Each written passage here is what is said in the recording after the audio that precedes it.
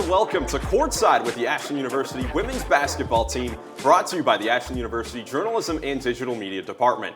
I'm Miles Irvin, and today I'm joined by Associate Head Coach of the Eagles, Jenna Kotas. Coach, thanks for coming on the show. Thanks for having me again, Miles. Of course. To start things off, welcome home. You guys are finally back. Absolutely. After playing 4 straight on the road, winning the last 3, what were some of your overall thoughts coming off of those games? I'm glad that we went 3 for 4. All the games that we've played on the road were teams that were either receiving votes or in the top 25 in the D2 Women's National polls. So to win 3 out of 4 with this young, inexperienced team is huge, especially the 2 down in Tennessee. We weren't sure after our loss to IUP what we were going to get, who was going to show up, but winning those 2 games down in Tennessee definitely gave us some momentum to enter our last road game at Cal PA, to get a huge road win there in overtime, and then to enter the GMAC finally at home in Cates. Yeah, that Cal PA game was a game of runs, to say the least. What was the difference that allowed you guys to pull out the overtime win? Honestly, it was our second quarter. If you look at the box score, it was 31 to, I think, 7 or 10. So huge advantage for us because our third and fourth quarter was not the greatest, both on offense and then the defensive end. So our second quarter definitely saved us. But down the stretch, obviously, Jenna Slates gets fouled with 0.3 seconds left and makes a clutch free throw to send it into overtime. We had a few key stops, but honestly, it was our second quarter that truly saved us to get a win in overtime on the road. For sure. Well, in long road trips or long stretches of road games, especially at the start of a season, I feel like there's so much that a team can learn about each other, both on and off the floor. What do you think you learned about this team from the last few weeks? A lot, but honestly, I think the biggest one is how hungry this team is. Yes, they're young, they're inexperienced. We're playing some freshmen, some girls that are just 1 year into the college game, some transfers that are just 1 year into our program. So for us as coaches, we're trying to see what changes we need to make on the offense and the defensive end, who plays well together. But honestly, what I'm learning from this team is that, like I said, they're hungry. They want to learn. They want to get in the gym after the game to work on what they need to work on. We have 30 to 40-minute film sessions the next day after we get done playing, and they're eager to make those changes. And we see those changes the next game, and then we kind of take game by game, practice by practice to see what we need to do next. But each day we're getting 1% better. Each game we're getting 1% better. And we haven't hit our stride yet, which is definitely okay. We don't want to hit our stride right now, but I think each game we played, we are getting extremely better and better, which I'm happy to say about this team. Yeah, for sure. Well, throughout those first 6 games of the season, your most experienced players in the program have really shined so far, starting off with Ashley Mullet, who's joining the show later. She's been the engineer of this new-look offense with her playmaking and also her scoring. What have you seen from her that's allowed her to flourish leading this team? Yeah, our starting point guard, and she's leading the charge exactly how we need her to be. We want the ball in her hands, and with this offense, it creates opportunities for her not only to pass the ball to players to get some wide open looks, but obviously for her to score. She's a 3-level scorer. She can get to the rim. She has a wicked pull-up off the dribble, and then she can also shoot a 3. So the spacing that we have within our offense is definitely helping her get her double-digit points per game, which is awesome to see. But she is definitely, from her freshman year, she definitely got experience playing behind Morgan Yoder, but now in that leadership starting point guard role, she has definitely thrived in it, and I think it's just because of the work that she has put in the offseason. Absolutely. And also in that starting lineup, Lexi Howe continues to play well, always seems to be a steady presence for this team on both ends. What does she do so well for you guys? She's an all-around player. I mean, she's a great offensive player, another person that can score 3 different ways on the offensive realm. She's consistent in her scoring as well. But honestly, we look to her to be one of our best defensive players, which is one of the reasons why she's in the starting lineup. She's always on either the best player or the second best player, is because we trust her. She's athletic. She has amazing length to her. She's quick. So we trust her on both ends of the court, and that's why she's scoring the way she's doing. That's why she's rebounding the way she's rebounding, and then that's why she's playing as many minutes as possible, is because we trust her with having 3 years of college experience underneath her belt within this program. For sure. And then offensively, we got to talk about Corey Vermilli. She's been on fire. Usually I don't bring in a whole lot of numbers, but over those 4 road games, she averaged 20 points a game, 57% from the field, knocking down 11 for 17 from 3. Has anything looked different to you about the looks she's been getting recently? I'm going to bring it back to our offense. This offense for her has definitely made her the reason why she has thrived so well. You give her space and room to attack and get her in those ISO one-on-one situations. I mean, she's money. She's definitely our most consistent scorer right now, our highest field goal percentage, both from the field and also the 3.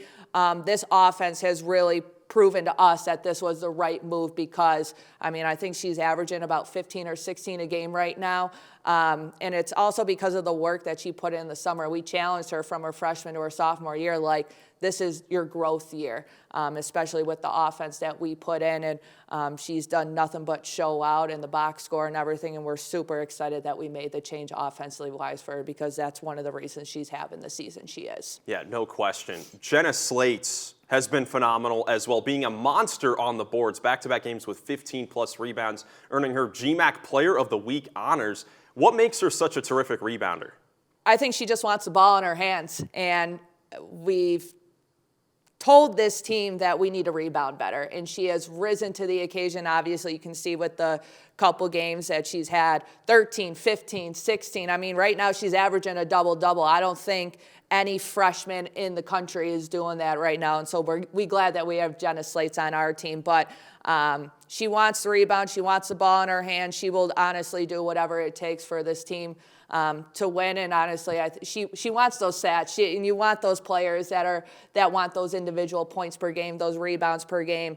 But she knows that she's not only doing it for herself, but she's doing it for her team. And that started when she was a freshman in high school. So like I said, we're glad that Jenna is on our program because without Jenna, I don't think we win some of these key games that we've won today. Yeah, for sure. Well, with your team being probably the smallest it has been in several years, how important is it to get that type of contribution on the glass from not just Jenna Slates, but the entire team? It's huge. You've noted we don't have a 6'2", a 6'3", a 6'1", a 6'2", like our fans are used to in previous years. So we truly emphasize going into every game, every scout. Like, it's not just you can stand there and go grab it because you aren't 6 foot tall, right? You need to put a body on it. We need that physicality from them. And like I said, that's an everyday thing, and that's an expectation from us. And it really started at the Union game where we posted 50 team rebounds, and then we had another 50 this past Monday on Cal PA. And it's not just from 1 or 2 people. It's not from the Jenna Slates or the Coreys. Everyone's getting on the defensive rebounding party, and that's what we want. And like I said, it's an expectation now. Yeah, for sure. Well, it's been a fun start to the season, 4-2 so far. But now it's time to take a quick break, but don't go anywhere. Coming up next on Courtside, Ashley Mullet will join the show to talk about her offseason in the beginning of her sophomore campaign. So stay tuned. You're watching Courtside right here on AUTV.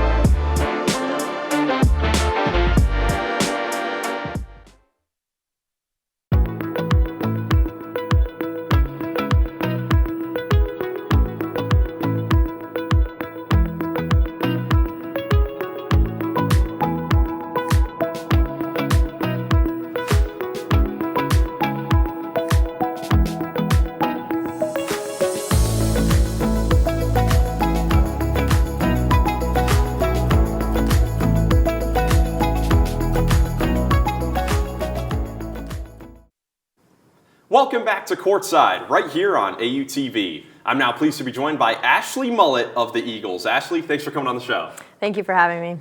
To start things off, we're just underway in your sophomore season with the Eagles. How has it been starting off this year now with 1 year under your belt?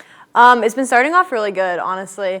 I feel like with 1 year of experience, I've been able to have a lot more confidence going into the year and the games, and I feel like that has made me able to help other people a little bit more instead of, I know we had a lot of upperclassmen, they were able to guide me through that, but I'm able to guide the underclassmen and then the newcomers as well, just through everything that comes with playing basketball. Absolutely. Well, last year you mentioned you got to play with a lot of experienced players in this Ashland program. What was it like for you to learn from all of those upperclassmen?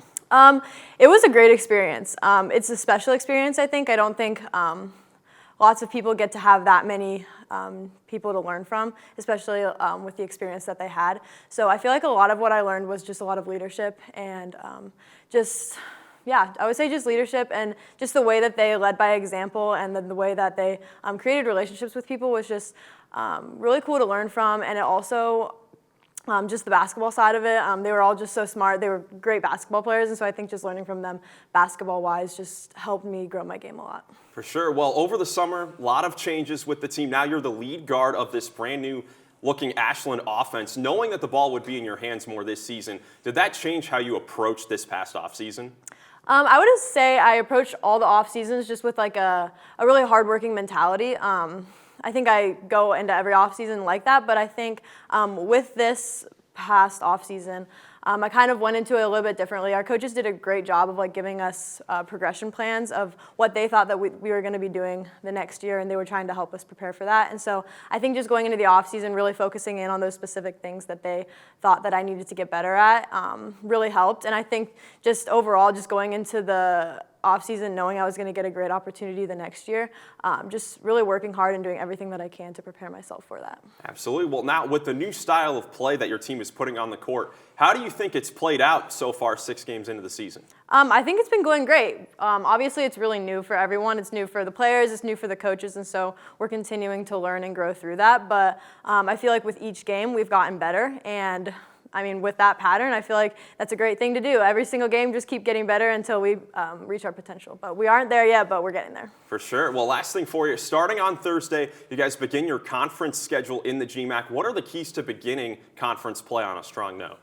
I would just say just a lot of confidence and knowing we are a good team and we just need to play together to win those games. I feel like with the non-conference, we've been challenged a lot, and I think with those challenges, it's just going to help us in conference play. So I think just going out and playing together and giving it our all, that's what we're going to need to do. Absolutely. Well, Ashley, thanks again for coming on the show, and good luck this week. Thank you. Coming up next on Courtside, Coach Kotas will return to preview the team's conference matchups to begin the season, along with an overall look at the GMAC. So stay tuned. You're watching Courtside right here on AUTV.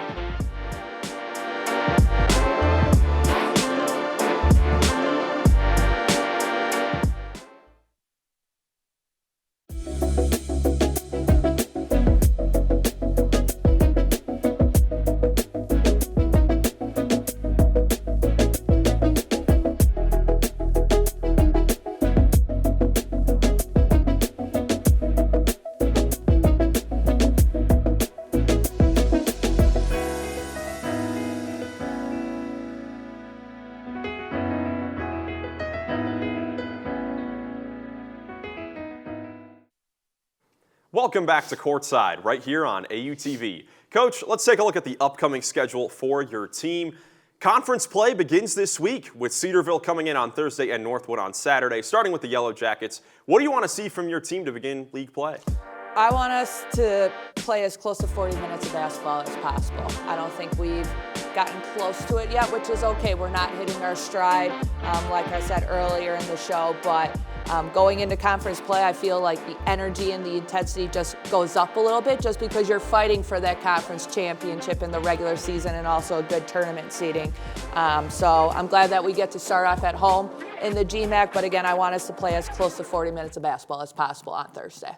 And then the Northwood Timberwolves come to town on Saturday. Last year, they picked up an early win against you guys, and they returned their terrific duo of Leah Holmes and Maeve St. John. What do you guys need to do to slow them down? It's going to be a very, very scout-specific game against them. I mean, those are two of the best scorers in the league, very, very experienced. So as a coaching staff, we're going to come together to figure out what is the best possibility to make sure that we slow them down, because Maeve St. John went on a little bit of a tangent against us last year, and we need to make sure that doesn't happen on Saturday, especially to our home court. But it's going to be a battle no matter what. I think it's going to be a high-scoring game. We just got to make sure our defense is on point, especially the two that you just mentioned at Northwood.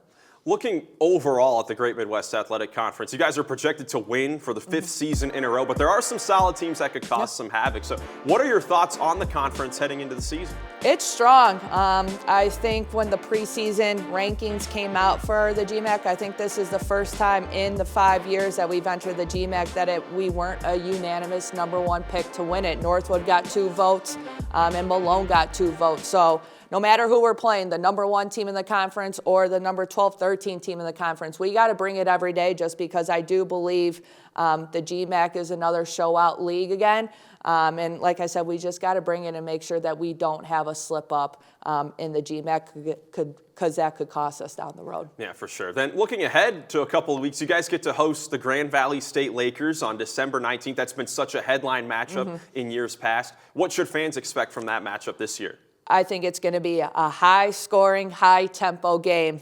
You look at Grand Valley and Ashland, there's history for many, many years. Even when we were in the GLIAC, even since we've been in the GMAC, I feel like that game almost decides who's going to host the Midwest Regional in the NCAA tournament. But they're a very experienced team. They got great players on their team, but like I said, it's going to be a high-scoring, high-tempo game, and it's going to be a fun game before entering Christmas break, and hopefully we can pull out a win at home against them. Absolutely. Well, last thing for you, Coach, any messages for the Eagle faithful as you return home for conference play on Thursday? Welcome us home and bring the energy because we're excited to be back in Kates. Absolutely. Well, Coach, thank you so much for joining me, and good luck. Thanks, Miles. Appreciate it.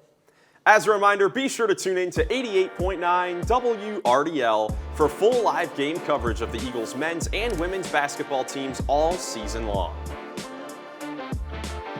I'm Miles Irvin saying thank you so much for tuning into Courtside right here on AUTV.